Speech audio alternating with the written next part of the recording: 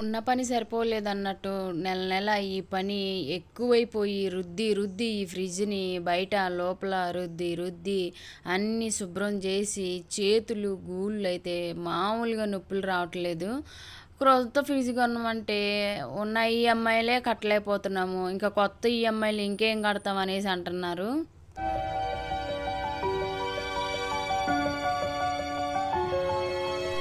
నెలకు ఒకసారో లేదా 2 నెలలకి 2 సార్లో ఖచ్చితంగా అయితే నాకు ఈ ఫ్రిడ్జ్‌ది అస్సలు ఎంత టార్చర్ అయిపోయిందంటే అంత టార్చర్ అండి. ఏమి పెట్టుకోవటానికి లేదు. పెట్టుకుంటేనేమో గడ్డలు గట్టికిపోతుంది. అది తీద్దామంటేనేమో ఏది అది ఉంది కదా! దానికి నా వేళ్ళు కూడా తెగిపోతున్నాయి. అదంతా ఐస్ చాలా రఫ్‌గా ఉండేది కదా! ఏం చేస్తామండి, ప్రతి నెల కూడా ఎప్పుడన్నా కూరగాయలు తీసుకొచ్చి నిండుగా పెడితే ఫ్రిడ్జ్‌కి కూడా కుళ్ళొచ్చేసిద్దేమో. మొత్తం ఐస్ గట్టగా పోయిద్ది. డీప్ ఫ్రిడ్జ్ ఓపెన్ చేయటానికి రాదు. మొత్తం నిండిపోయిద్ది. ఏమన్నా పెట్టుకోవటానికి ఉండదు. ఇంకేం చేస్తాము, మళ్ళీ ఫ్రిడ్జ్ ఆపేస్తాము. ఫ్రిడ్జ్ ఆపేసి ఇదిగో ఐస్ మొత్తం దీంట్లోకి ఉండిద్ది. పోనీ దీంట్లోకి ఏముందంటే మొత్తం మనం ఏదైతే వెజిటబుల్ బాక్స్ ఉండిద్దో ఆ బాక్స్లోకి వచ్చేస్తాయి, నీళ్లు కారిపోతూ ఉంటాయి. మరి మనమేమో అలా చూస్తూ ఊరుకోలేం కదా. ఇక నాకు ఇదే పని అండి. నెలకి ఒక్కోసారి, నెలలో 1-2 సార్లు కూడా ఇలా క్లీన్ చేసుకుంటాను. ఇంకా కొత్త ఫ్రిడ్జ్ కొందామంటే ఇంకా ఉన్న ఈఎంఐలే కట్టలేకపోతున్నాము. నెలకొచ్చేసరికి ఇంటి అద్దులే అనుకుంటే ఈఎంఐలు ఎక్కువైపోతున్నాయి. పోనీ ఈఎంఐలే అనుకుంటే క్రెడిట్ కార్డు బిల్లులు ఎక్కువవుతున్నాయి. బిల్లు కట్టమని ఆడు 19వ తారీఖే పంపిస్తారు దరిద్రుడు. ఈ బజాజోడైతే అసలు మాకు తలనొప్పి అయిపోతుందండి. 19వ తారీఖునే రిమైనింగ్ యువర్ పేమెంట్ అని పంపిస్తాడు.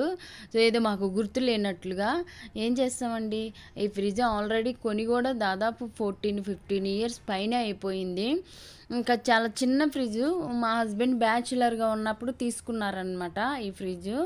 ఇంక అప్పటి నుంచి కూడా అసలుకి ఫ్రిడ్జ్ ఎలా ఉందంటే, నేను వచ్చేసరికి చాలా ఘోరంగా ఉన్న ఫ్రిడ్జ్ని రుద్ది అప్పుడంటే రుద్దే వాళ్ళం ఓపిక ఉంది కాబట్టి, ఇప్పుడు ఎక్కడ ఓపిక ఉందండి. ఏదో 2 నెలలకు ఒకసారి అంటే అనుకోవచ్చు, నెలలో 1-2 సార్లు ఈ విధంగా అయితే ఏం రుద్దాలి చెప్పండి. మళ్ళీ అవన్నీ తీసుకోవాలి పైన అన్నీ. పోనీ ఒక నెల 2 నెలలు మళ్ళీ 15-20 రోజులకు మళ్ళీ ఐస్ గట్టకపోతుందండి. పోయిన సంవత్సరం ఒక అతన్ని పిలిపించి రిపేర్ చేస్తే 4,000 ఏమో తీసుకొని, ఇంకా ఫ్రిడ్జ్కి డోకా లేదు. ఫ్రిడ్జ్ ఇంకా చాలా రోజులు పనికి వచ్చిద్ది. ఇన్ని సంవత్సరాలు మీరు ఈ ఫ్రిడ్జ్ని చాలా మెయింటైన్ చేశారని ఏవేవో చెప్పి అన్నీ, ఎందుకంటే అప్పుడు మోటార్ ఏదో ఖరాబ్ అయిపోతే పిలిపించాము. అసలు అప్పుడే కొందామంటే చూద్దాం మీ ఒక్కసారికి, ఒకవేళ మోటార్ పాడైపోయింది బాగోలేదంటే అప్పుడు కొనుక్కుందాము అనేసి అనుకుని కూడా మేము మళ్ళీ అతను పిలిపిస్తే అతనేమో ఇంకా ఫ్రిడ్జ్కి ఏమి ఇబ్బంది లేదు, మీరు ఇంకా 3-4 ఇయర్స్ 5 ఇయర్స్ దాకా వాడుకోవచ్చు అని అన్నారు. ఐస్ కడుతుందండి అనేసి అంటే, మేడం ఈసారి మీరు ఐస్ కట్టినప్పుడు నాకు కాల్ చేయమనేసి అన్నారు. తర్వాత కాల్ చేస్తేనేమో అలానే ఉండిద్ది మేడం, ఐస్ అలానే కడదు, మీరు ఫ్రిడ్జ్ ఆపేయండి మళ్ళీ ఆన్ చేసుకోండి. ఇలా ఎన్ని రోజులండి కాదు, మొత్తం ఐస్ మొత్తం కరిగిపోయి ఆ నీళ్ళు మొత్తం ఇదిగోండి చూడండి ఇలా కూరగాయలు దాంట్లోకి నిండిపోతాయండి. ఉన్న కూరగాయలు మొత్తం పాడైపోయి అంటే మళ్ళీ ఏదైతే వెజిటేబుల్ బ్యాగ్స్ ఉన్నాయో అవి మొత్తం కూడా క్లీన్ చేసుకోవాలి. అవంటే లోపలే కాదు కదా, మళ్ళీ బయట పైన అన్నీ క్లీన్ చేసుకుంటూ ఉండాలి. సో ఏం చేస్తాము, కొత్త ఫ్రిడ్జ్ ఎప్పుడు వచ్చింది. అసలు నాకు ఈ ఫ్రిడ్జ్ సరిపోవట్లేదండి. అంటే అప్పుడంటే ఆయన బ్యాచులర్గా ఉన్నారు కాబట్టి సో ఉన్న దాంట్లోనే సర్దుకుంటున్నాము. కాకపోతే ఏంటంటే కొంచెం ఎక్కువ కొందిన ఫ్రిడ్జ్ అనేది కొంచెం సరిపోవట్లేదు. చూద్దాం, మాకు ఫ్రిడ్జ్ మా ఇంటికి కొత్త ఫ్రిడ్జ్ ఎప్పుడు రాసి పెట్టారో చూద్దాము. ఎందుకంటే ఖచ్చితంగా ఆ టైం వస్తే ఆటోమేటిక్గా ఫ్రిడ్జ్ వచ్చేసిద్ది. అలానేసి ఇప్పుడున్న ఈఎంఐలన్నీ పక్కన పెట్టుకొని ఈ కొత్త ఈఎంఐ కంటే సంపాదన తక్కువ ఆశలు ఎక్కువ అంటారు కదా, అదే అయిపోతుంది నా జీవితంలో. సంపాదన లేదు కానీ ఆశలు మాత్రం చాలా చాలా ఎక్కువ అయిపోతున్నాయి. అదే అంటూ ఉంటారనమాట మా హస్బెండ్, నీకున్న దాంట్లోనంటే ఉన్న దాంట్లోనే 10 ఇయర్స్ నుంచి సర్దుకుంటూనే వచ్చాము.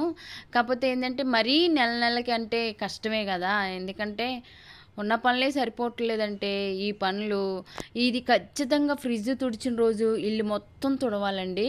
ఒక రోజు అంటే 1½ డే ఫ్రిడ్జ్ మొత్తం ఆపేస్తే ఆ నీళ్ళు మొత్తం బయటకు వస్తాయి. నేను ఇందాక మీరు పరుపేసాను చూసారా, ఆ మొత్తం మళ్ళీ ఈ రూమ్లన్నీ క్లీన్ చేసుకోవాలండి. అదే ఆ రోజు ఒక పూట పట్టిద్ది. మొత్తం శుభ్రం చేసి అంతా క్లీన్ చేసి మళ్ళీ వెజిటేబుల్ బ్యాగ్స్ అవన్నీ కూడా శుభ్రం చేసుకొని మొత్తం పెట్టి ఫ్రిడ్జ్ ఆన్ చేశానండి. ఆన్ చేసి ఒకరోజు ఇది ఒక 4-5 డేస్ ముందు వీడియో. ఆన్ చేసిన 1 డే తర్వాత చూస్తే మళ్ళీ ఐస్ ఫామ్ అవుతూ ఉండిద్దండి.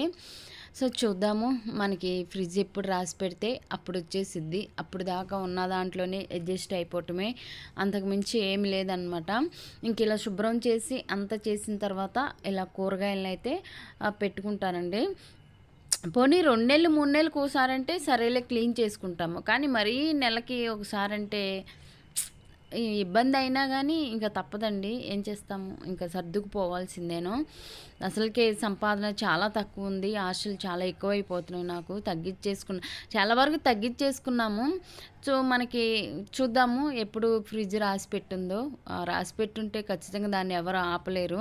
చూడండి, నేను తుడిచిన తర్వాత మళ్ళీ ఐస్ ఎలా కట్టేస్తుందో అక్కడ చూశారు కదా పైన. అంతేనండి, ఇంకా మొత్తం ఇంకా అక్కడ ఏమి పెట్టుకోవటానికి ఉండదు అనమాట. నేను విప్ క్రీమ్ పెట్టుకుంటా ఉంటాను, అది కూడా పట్టట్లేదండి.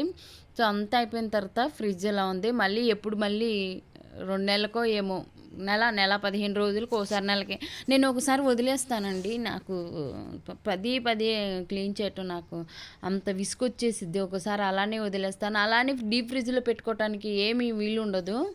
ఎందుకంటే కొన్ని డీప్ ఫ్రిడ్జ్లో పెట్టుకునేవి ఉంటాయి కదా, అవి అక్కడే పెట్టుకోవాలండి. మామూలుగా పెడితే మొత్తం నాది విప్పింగ్ క్రీమ్ ఉంటుంది, అది మొత్తం కూడా కారిపోయిద్ది కిందకి. ఇక అప్పుడు మళ్ళీ శుభ్రం చేసుకుంటానండి. ఇంకేం చేస్తాము, ఇంకా తప్పదు కదా. సో ఇదేనండి మా ఫ్రిడ్జ్. సో ఐస్ గడ్డకడితే నేనైతే ఒక 1½ డే 2 డేస్ ఆపేసి దాన్ని మొత్తం ఆఫ్ చేసేసిన తర్వాత శుభ్రంగా తుడిచేసి అంతా మళ్ళీ అప్పుడు స్విచ్ ఆన్ చేసుకుంటానండి. ఇలానే చేస్తాను. పోనీ మీకు ఏమైనా ఇలా ఐస్ కట్టకుండా ఏమైనా టిప్స్ తెలిపితే నాకు తప్పకుండా కామెంట్స్లో తెలపండి. ఇలా అండి, చూసారు కదా, మొత్తం క్లీన్ చేసి 1 డేకి వచ్చేస్తూనే ఉండిద్దండి ఐసు. ఇక మరి మనము దాన్ని ఎన్నిసార్లని రిపేర్ చేయిస్తాము, ఇంకా అదనమాట. సో మొత్తం కూరగాయలన్నీ తీసుకొచ్చుకొని సర్దుకున్నానండి. ఇదేనండి మా స్మాల్ ఫ్రిడ్జ్ రిపేర్ టూర్.